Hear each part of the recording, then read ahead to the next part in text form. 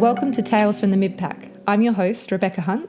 I'll be bringing you stories from everyday runners, experts, and now that events are back on, some race recaps. Today we have someone who's leading up to their very first ultra, Belinda Ryan. Welcome, Belinda. Thank you for having me. Thank you. So we know each other from Kathmandu Run Club originally, and you're taking the plunge, doing your first ultra at Heysen, and we're going to do a pair of podcasts. We've got the lead up to Heysen, and then we have the recap. And we've already talked about how, who knows how the day is going to go and what's actually going to happen. But whatever happens, there will definitely be a story. There's always a story. Always Nervous a story. Anticipation. So we'll find out that story afterwards. Before we get into all that, though, let's get to know you a little bit. What do you get up to when you're not running? Well, I have 3 teenagers and I work full time, so that's pretty much what I get up to when I'm not running. Yep. And hence why I run in the very early hours of the day and the very late hours of the day and at night.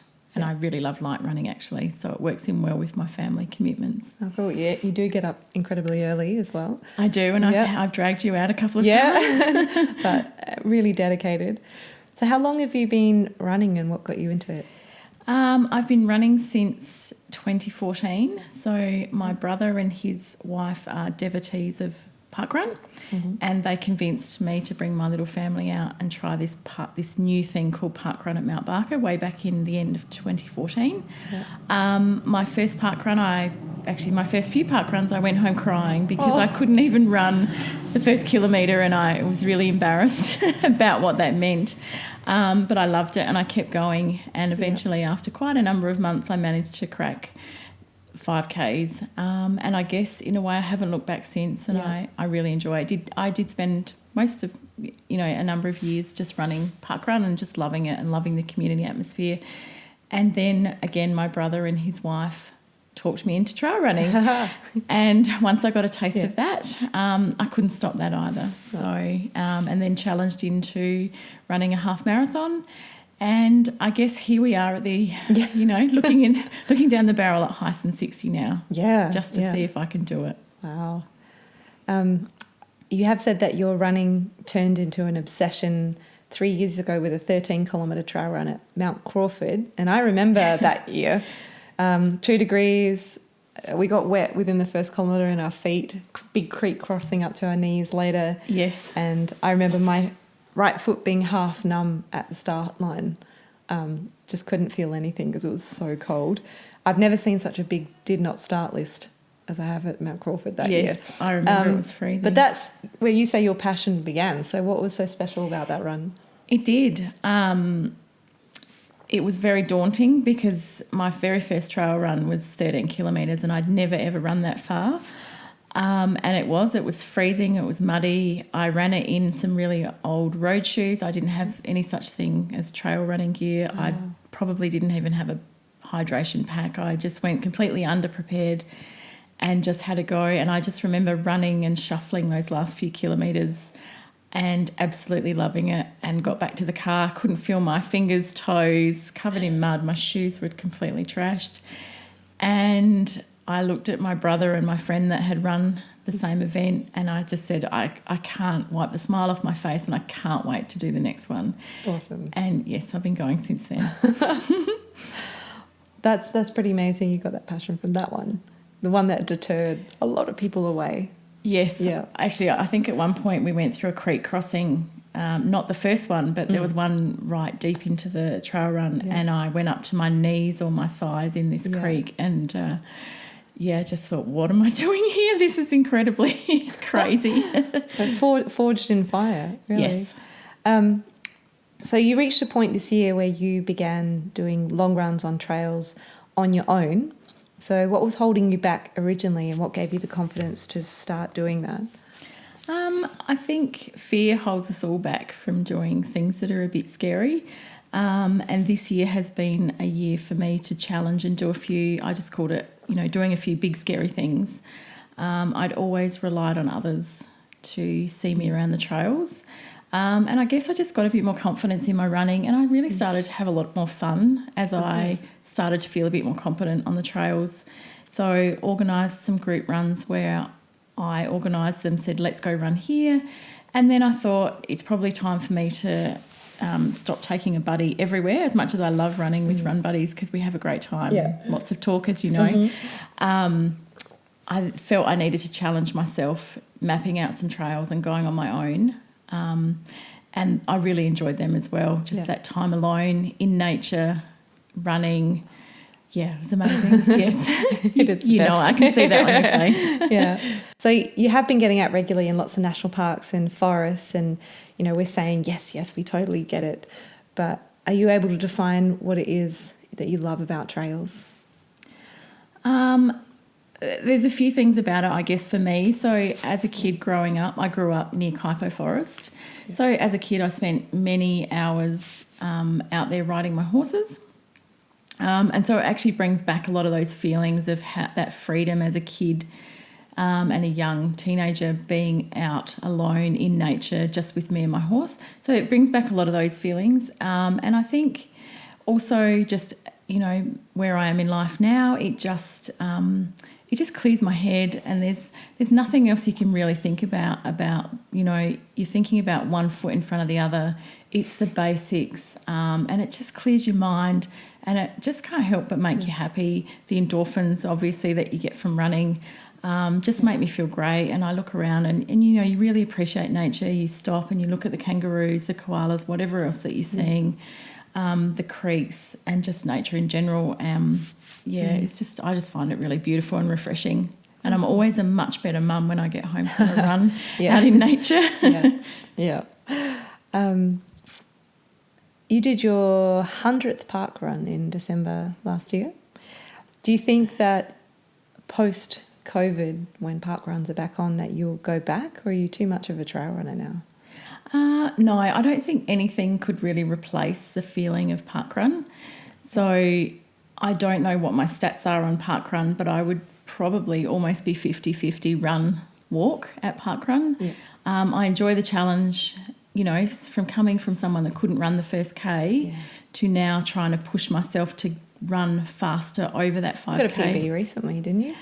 Yeah, I've cracked a few recently. Yeah, I'm getting a little bit faster, having been off parkrun and being on the trails, built up some strength and got a bit faster, which is great. But it really is the community atmosphere. I've made some lifelong friends from being part of parkrun community. I really enjoy touring around as well. My family and I have toured around to a few parkruns here and there. So I do really look forward to that coming back, and that will definitely form part of my training. Awesome. No matter what. Yep. You speak often about overcoming fear. How is fear something you harness to motivate you to reach your goals? Oh, wow, that's a deep question. It is a deep question. You post a lot of, like, what are they called? They're not really memes because there's no picture, but those word inspiration things, and they're quite a lot have a focus on overcoming fear in order to reach your goals. Yeah, it's true. I think possibly as well we can sit in our comfort zone. And, you know, I could have kept doing parkrun and that would have been really lovely and had a lovely time, but just stepping outside and doing something a little bit more, a little bit challenging. It's been really something great for me. And, I do like to share those, I guess they're memes, those quotes and things about challenging your fear. It just reminds me that, you know, to live life to the fullest, and there's so much great stuff out there for us to do and see.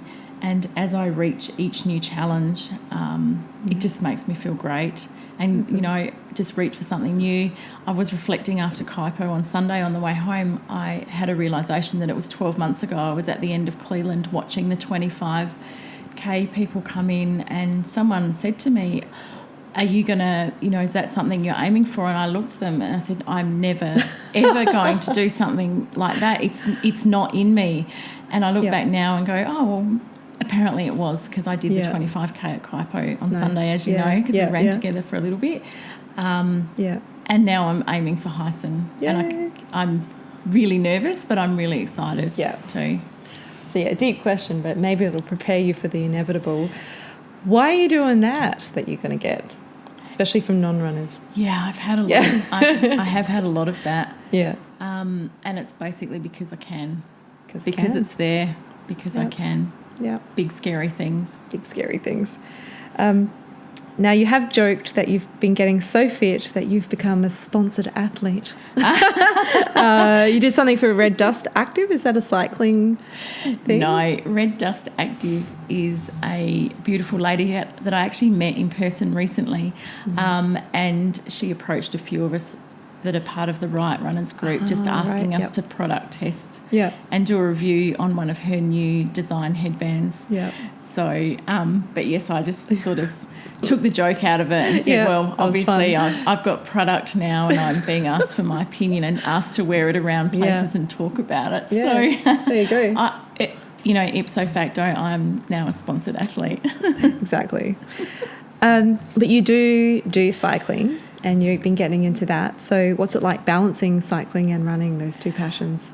I wouldn't say cycling's a passion yet. It's a challenge that I'm yet to overcome. Mm-hmm. I did my first velo game just a few weeks ago, and it was a 4-hour traipse around the Kaipo forest, actually, where a lot of it where we were running on Sunday.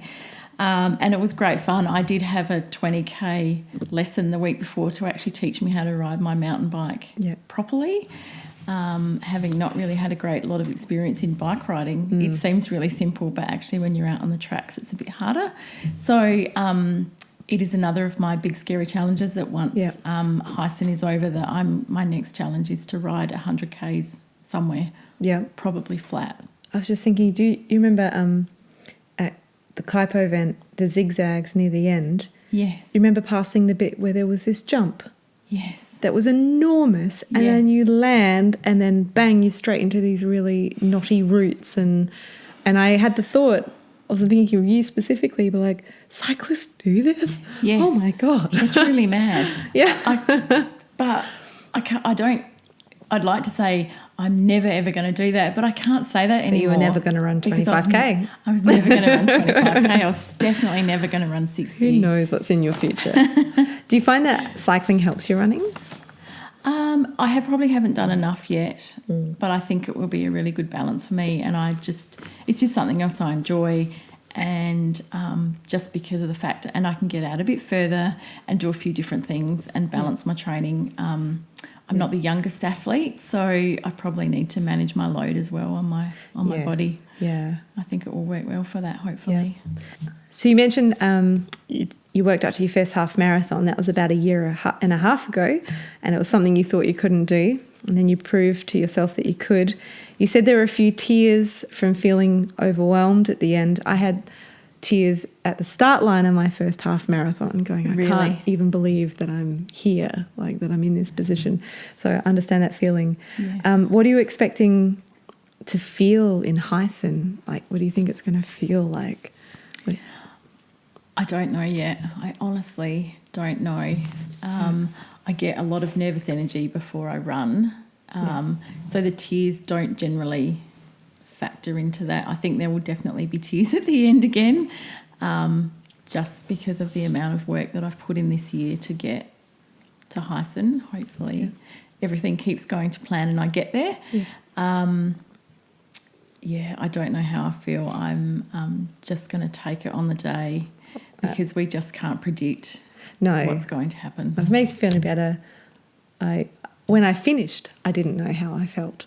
Oh, right. I think I've got that on that video I made. It was like, I'm sure this will, sink in and I'll feel something eventually. But right now, I just feel tired. Yes, I remember you saying that. I just feel tired. So it took a while for You're very calm. That pride to sink in, but it was, in March this year, you cracked 23 kilometres in a 5 Peaks training run, where you had to tough it out on your own, do some map reading and push yourself when you were cooked.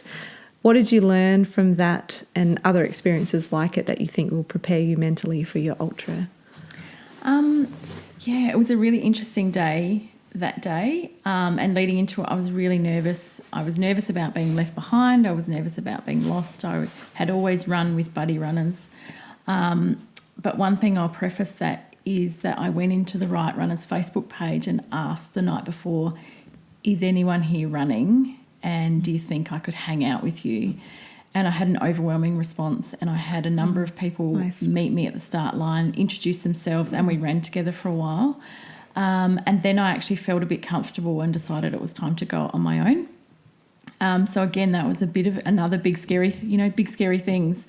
So I actually really enjoyed that run, and there were lots of really supportive people there. And I was sort of chatting with people. We were walking, we were running, passing, being passed. And I just kept going, and it was one of those days that I actually felt really good. Cool. It all sort of came together for me, so it was great. Great. Might help you have faith in your training. Maybe. Yeah. Thanks for reminding me of that run. You've worked bloody hard to be here. I had someone before my first half marathon say to me that the event itself is the reward. So you've already done all the hard work, you've done all the training. The fact that you are there on the start line and that you've earned the right to be there, that's the reward. And then you just enjoy the day, and whatever happens, happens. It's very true, isn't it? But you've already done the work before the day. And that just made such a difference for me in that big event. Yeah. Yeah, that really resonates with me. It's true, because this is when we're slogging it out. Yeah, the early mornings, the late nights, the rain. Time on legs, measuring, counting, planning, all of that.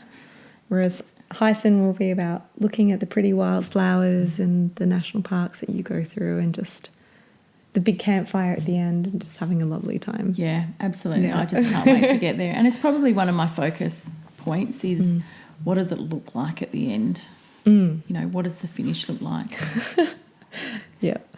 You know why I'm laughing. Like, my job is to stay at the finish line this year. Stay there as long as you can. As long as I can. So you say the trail running SA run at Kaipo on the weekend was your longest run, although the TRSA Cleveland long course came very close to that. Yeah, it's super long. Yes. So you've done a lot of work this year. I have done a training run that was slightly longer than that. It was my longest official event. Yeah. You described Kaipo as beautiful and the hurt locker, both simultaneously. So tell us about that experience of beauty and hurt at the same time. Well, Kaipo, as I've said to you before, is one of my favourite places to be and my favourite places to run.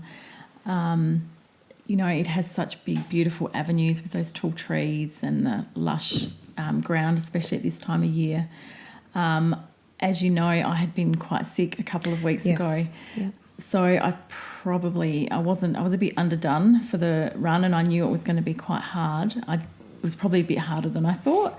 And so, yes, the last few Ks, probably more than a few Ks, were pretty tough for me mentally and physically, because I started to lose my concentration and think about how sick I'd been and, not quite as focused as I could have been.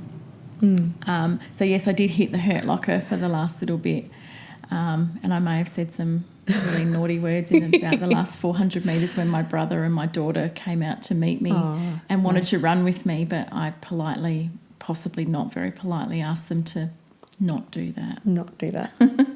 So Kaipo was obviously some good Ks in the legs, and the elevation is pretty similar.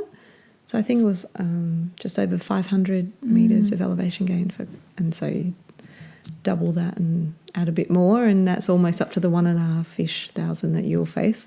But thanks for that. Yeah, no. So basically, what you were doing, it's pretty much that. Yes. So not any extra. So what else have you been focusing on to help you get physically conditioned for your first ultra? Like, I know you did the TRSA virtual series and you did the 12th Monkey Challenge, but yes. Well, I guess I don't know, 4 or 5 years ago, maybe 6 years ago, I started going to the gym, and it's just become part of my routine. So I go to the gym a couple of times a week.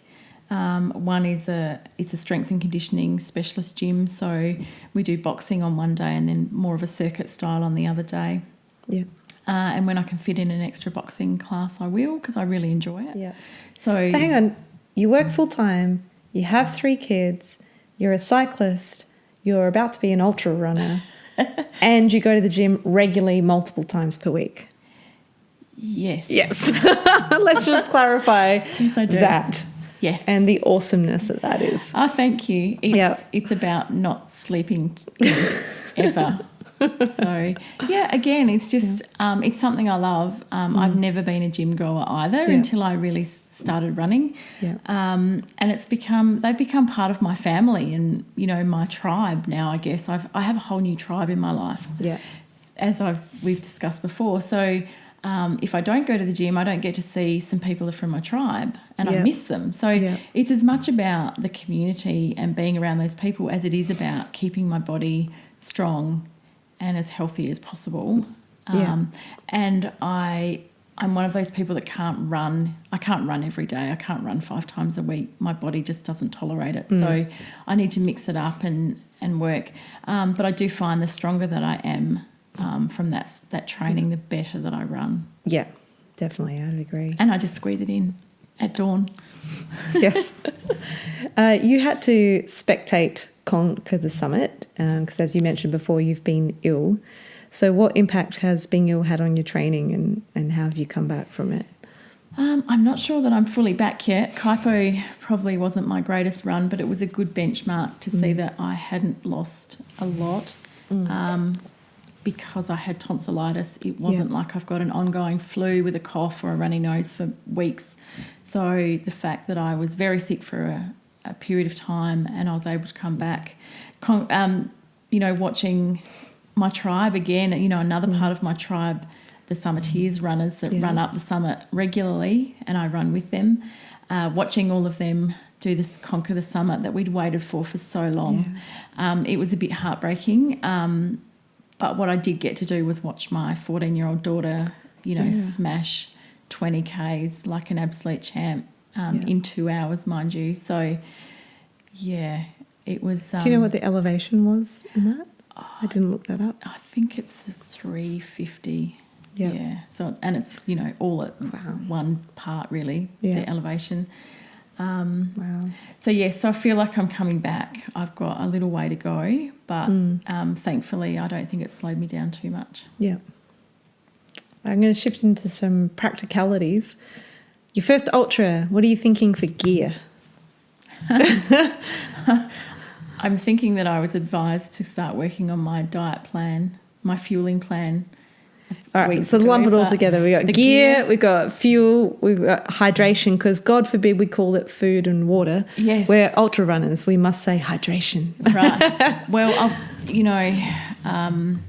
it's pretty much whatever I had on any other trail run is what I'll be taking for that, and just relying probably on a bit more of a fuel. I need to work on my fueling plan to make sure. Definitely on Kaipo I realised that I didn't take on enough. Yep. During the race, and I, as I was running, I knew that I was a bit underdone and needed to probably stop and fuel up a bit more than I did. So what kind of stuff do you eat? What are you going to pack in your pack? For such a little hydration vest that I have, I can pack a lot away. But I probably, rely on, I look at gel shots, Cliff Blocks, Cliff Bars, Vegemite sandwich on super fresh bread. They're the best. They're the Absolutely the best. I'll tell you this now. There'll be foods where you've seen people pretty much have orgasms over them and you're going, okay, it's really not that good. I will tell you, mid-ultra, you will discover how orgasmic those foods are. I'm really looking forward to the bits where there's Coke and chips because I'm a bit of a fan of both of them. It'll be amazing. Yeah. Okay, but you're a major fan of the Vegemite sandwich. You cut the crust off? No. You'll find but I suspect they will get thrown. You'll find the crust will be like too dry. Yes. And you just want the middle bit. So like prep it like that. Yes. Yeah. So I'll have my support crew there hopefully helping take care of me a little bit. Yeah. But yes, and also I want to have that balance of having real food as well. I suspect that my stomach will not tolerate too many gel shots, Cliff Bars, Cliff Blocks throughout the day. So I want to keep it real as well. Yeah. And what about your electrolytes and water? Well, I'll probably come and talk to you about that. Oh, gosh. I'll be taking on lots of advice between now and then. Well, I can tell you, what was the forecast last year? It It wasn't even that. It was only 17 degrees. But I did a lot of surveying after last year's Heysen for obvious reasons. And I found that anyone who had 500 mil per hour on average and over felt fine. They felt they'd done the right thing with their hydration. And if anyone had had under 500 mil per hour, they felt they didn't have enough. Right. And it's really difficult to work out, but I think I averaged 330. So, yeah. Okay. I will be drinking a lot more. That's good advice. So for 17 degrees, 500 mil an hour was the good average. The good average. I'll keep that in mind. So obviously look at the forecast, but start to up that. And getting in that much water can start to get very tricky. And as you know, my ECG afterwards was saying I was having a heart attack. So one problem I had was I got to the 57k aid station and I had powder in my bag, infinite, with proper electrolytes, and I was just too tired. I couldn't be bothered. I saw the Powerade and I'm just like, I'll put that in my flasks, which was the biggest mistake ever. Yeah, that was such a stupid decision, which is obvious when I'm not exhausted. But at the time, it just seemed like I'll just do that. So I'm going to have in my drop bag like pre-prepared, already made up, just swap and go bottles, ready to go. I'm trying to remember to my 57. It's one of those things get exponentially worse the longer you go. Yeah, of course. So I think, if you're 57, you can afford to make some mistakes. But I would definitely, have some source of good salts in there somewhere. Whether you're taking a salt tab or you've got infinite or an equivalent, or even like the Vegemite sandwiches, brilliant for some salt. But definitely get that in a proper way. Yes. Not in a Powerade, Gatorade kind of way. What an idiot. Yes. It sounds like great advice. Yeah. And I'll be re-listening back to this and making some notes. And the real food is good. You'll find I had never experienced flavour fatigue until my first ultra. I'd heard about it, but you get the things that are just like, that's my go-to. Yeah, maybe after the marathon distance you start to go, I don't want that anymore. What else have I got? Nothing. Yes, so I was thinking about there must be only so many bananas that I can eat in one event. Yeah. Yes. Yeah. And I should have looked this up beforehand. What time are you guys starting? I know all the start times have shifted with the new director. I think it's 12:30. Cool. So you finish kind of when we finish. Supposedly, brilliant. Finish all around the same time. Oh, that's so good. Yeah, I've heard from lots of people. Yeah, it's going to make a big campfire feel. It's going to make it a real event, a real party event. So gear, you're going to be running in the dark and the cold. So have you planned for a bit of gear for when the temperature changes in the evening? You're looking a little panicked. I was going to say, I can't actually express in words the panic that just came across my face. We've got it's only start of September. We've got 2 months to go to, I don't know, BKT Trail or something like that. And yes, like I said, I don't have a whole lot of gear, but I've sort of got in my mind what I probably need. But look, October is weird. Yes. It could be 33 really degrees cold, or it could be 15 degrees. Like, who knows? But if it's at the lower end, you're going to want to have gloves and a beanie. And you probably have a long sleeve-ish, merino-ish top. Yes. You're going to want to have that. Yes, well, hopefully Merino will come to me and... Oh, they'll sponsor you. Because I heard what great reviews. I've lost my Merino gloves. I've got to go buy some. But I think there will be some prudent safety, of course, purchases made before to make sure that I've got the right gear. Yeah, but definitely gloves. I do find when I hit exhaustion, so after a very long run, I do find that my body temperature tends to plummet fairly quickly. Yes. So I will need to be really mindful of that because I will still, while that's happening, I'll still actually be racing. So yes. Yeah. Whereas normally, if I'm at home, you can just, I mean, you'll finish at a really reasonable time. Like, let's say, 12:30 starts, so you'll be finishing 8:30, 9 o'clock? I'm really hopeful of doing a time like that. So I'm thinking more of it like going at midnight where it gets really cold. Yes. But at 8:30, you'll be fine. Then. Yeah. So no panic necessary, but... No. Yeah. No, it'll be... But like reflecto vest, you're going to have to get one of them. Yes, I actually have one of those for my work as part of my kit, so I'll just drag that out. You can be one of those people that has to actually spend time packing their bag the night before because it's such a big event. Yes. And you're going to feel weird and excited and terrified. I remember watching one of your... the bag packing videos beforehand. Yes. Where it was two of us doing the 105s. Yes. And how much gear we packed because of all the drop bags and Yes. So I will need to be really prepared. But I'm an epic list maker. Oh, brilliant. So hopefully I'll be good. Yeah. Do you have a bit of a game plan for the day? Don't die. Don't die. Well, that's certainly my goal. Yes, well, that should be your goal too. Yeah. Really just keep going. Yeah. I've actually had someone say to me recently, you're just so tenacious that you won't stop. No. Because you just refuse to stop. And I hadn't really even reflected that about myself ever. And I went, I'm not a quitter. No. So I feel like no matter what, my game plan is just keep going. Yeah. It is one foot after another. Yeah. Keep going. My trainer, and in fact I showed you on Sunday, I had written on my arm. Yes. My trainer once said to me when I was very early in my days at the gym, I was really struggling, and he would say to me, when you think you have nothing left and you are done, you actually still have 30% left in the tank. Yep. And I wrote that on my arm for Kaipo on Sunday because I was feeling, as I said, a bit underdone. And I read that a few times and went, you've got 30%, just keep going.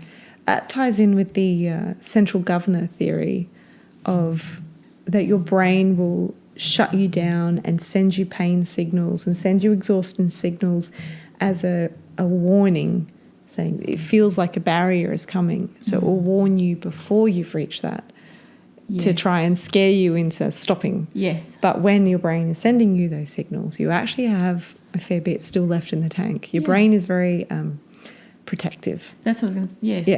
Yeah. It's protecting you from yourself and potential danger at different times, but, in that primal brain sense. So you get these messages of, I'm done, I can't do this, blah, blah, blah, but you've actually got quite a bit left. Yes. Yeah. And in those last few 100 metres or half a K on Sunday at Kaipo, and I was thinking, I'm done, I'm completely done. It's a mean finish, to be fair. The finish line is like just there, but instead you've got to do a couple of Ks of zigzagging uphill. But then as I, almost sprinted across the finish line, I kind of slapped my forehead and went, I thought you were done, and you just did that. Uh-huh. So, I just need to keep those in my memory. I don't know if you know the Trail Runner Nation podcast, but they say a lot. Your body has in you whatever it was you expected to do. So if you got to 55 Ks and you're expecting to run 60 and someone told you actually it's going to be 80, you wouldn't cope. Yes. But if you get to 55 and then like 5K to go, your body goes, yeah, I've got this. I've got this. I've got this. Absolutely. You can do whatever you expect to do. Yes. Yeah. So there's a lot of psychology. Once you get past the half marathon distance, it becomes psychology. Yeah, good. Definitely. Yes, I think that's true. That's a strength for you.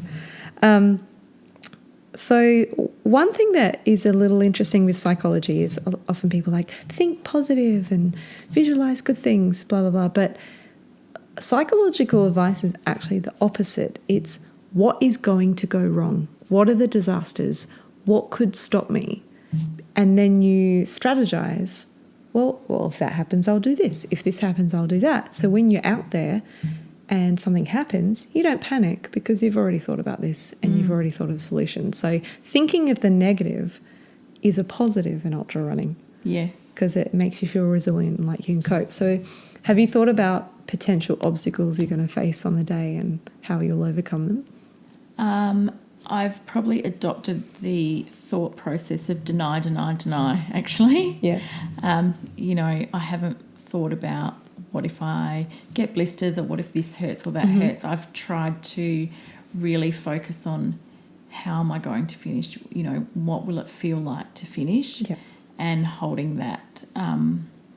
But yes, I'm sure I probably need to do a bit of work in the next 6 weeks. Like it sounds counterintuitive. It sounds negative, but what what's going to go wrong, and okay, then I'll do that. Yes. And then you feel calm. Yeah. So Great you've got 2 months, so it's not 2 months. It's not quite that far. well, yeah. I'm trying to make it sound longer because I know that I'm completely unconditioned. So when we talk later, who knows how it's gone. You're really conditioned. You've trained for your distance. So this could be quite funny. We'll see how it goes. Do you think that you will stop at this distance, or do you think that you can see yourself going longer in the future? Wow. Well, I said earlier, I'm, only 12 months ago, I'm never going to run that far. Yep. And I used to say, I'm really happy running the shortest distance at these TRSAs. They're really, they're very challenging.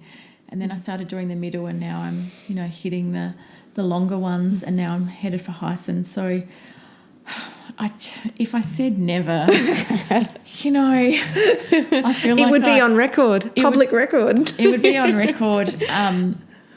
There's a little part of me, I think there's a little part in the back of my brain that goes, if you do 60, you might actually feel like you want to do the next level. Could you do 100? And where does it stop? See, the problem with the 100 is like people like me, where I'm just like a short, ordinary, post-40... Fabulous runner. No, mid-pack. It's really low end of mid-pack at the moment. And go, God, well, if they can do it, they seem like an amazing but ordinary person. Mm-hmm. So it's not the elite runners. They're not the problem. It's us psychopaths. Yes. Well, and you look at us going, oh, you're just ordinary. And mentioning Kate... Yeah, she's incredible. She really was the enabler for me for Heysen, and she probably doesn't even realise it. She enabled me very actively. There you go. Well, she was running next to me at Belair one night and said, what's your next event? I said, I think I'll do Eurobilla. I'm going to do 28 this year. And she sort of looked at me and said, why? You've nearly run that far already. Why don't you just run further? She is a terrible enabler. You hear that, Kate? You're an enabler. We love you. But thank you. But I guess there's a whole tribe of enablers that have been there and they've at some point thought, maybe I'll do just that far. Maybe I don't have it in me. And someone has said to them, sure you can. Why don't you have a crack? Why not you? So, why not you? And I think... it just gets paid forward and forward. Yeah. And you'll meet some people at Parkrun that you'll inspire to do a 10K. Yes. Yeah. Yes. And on it will go. I've even had a bit of feedback from people that are friends, distant friends on Facebook, and say, I've been seeing some of your posts. Brilliant. I'm going to have a go. Brilliant. Even just I'm coming out to Parkrun. Can I walk at Parkrun? Sure you can. I walked at Parkrun and now I run at Parkrun. Yeah. You can too. But if you want to walk forever, that's cool. So I hadn't realised that I was having an effect on that's people. Brilliant. But it's just that ripple, isn't it? We all do it. You put the occasional post on Facebook, had this great run, here's some beautiful photos of a sunset, sunrise, whatever we're doing. Yeah. And people go, oh, maybe I'll have a go or have a conversation. And I love that. I mean, I remember us doing a run in Belair National Park recently and just going, it's dark, it's freezing. We could be sitting and watching TV, or we could be out here in the park looking at the moon. And, absolutely. And then, you post about those and, share it. Yes. Yeah. And it doesn't mean that's all we do, because, we had that great run that night in Belair by the moonlight, and it was lovely, and then we went and had a couple of beers, and it was great fun. Right now we have snacks that we have not been eating because we've been worried about the noise it'll make. I'm sure you'd all love to hear us chewing, and wine, and there's more to us than running. Did you have any last minute things? Not that I'm any kind of expert. Look, I'm sure I have so many questions and I haven't even formulated them in your brain. Yeah, because I'm thinking people listening might have some questions. They probably have the same questions you do. Well, you've asked me lots of those questions. It's actually triggered them in my mind of things I need to do. What gear? What gear are you taking? What are you packing? What are you going to eat for 60 Ks. It's a long time, and it does require a lot of fuel. You know, how much are you going to drink? How are you going to keep warm? How are you going to keep cool? Yeah. You know, don't forget your sunscreen. Oh, yes. All these really I actually did rudimentary things. The 105 last year. I was out and going, the sun was rising and it was all beautiful, and then went, I haven't put any sun cream on. So first aid station, I had to stand there for a while, and lovely Michelle Hanlon helped me, but just get all sun creamed up because I'd completely forgotten. Yeah. Yep. And I have the whitest skin ever, so if I'm not sunscreened from, you know, 7 a.m. Well, people think it's redheads, but it's actually apparently blue eye, brown hair, fair skin people who are the at most risk. Yes. Yeah. So lots to do, but really exciting times. It is. And it's exciting for you too, headed into your 105. Yes. I don't think I'll be faster than last year, but I'll be healthier than last year. You'll be healthier and going with a truckload more If this is going to be a bit of a tips podcast too, like I've obviously said, hydration I've learnt, and electrolytes, how important they are. But the other thing I learnt was about postural hypertension. So when I finished, I was so worried about getting hypothermic. So big jacket on, get the hot soup, by the fire. My lovely friend Beck set me up with a chair and a rug on my lap, so I was nice and warm. But the problem is, you know, I talked before about problems become exponential in those kind of distances, that I've always just stopped when I finished because you're exhausted. You just stop. Yeah. But if you just stop, it's not just your heart that's been keeping your blood pressure up, but it's actually been your body movement that's keeping your blood pressure up. So if you just stop, your blood pressure plummets. And so combine that with dehydration, and which also drops your blood pressure. That's where the danger came from.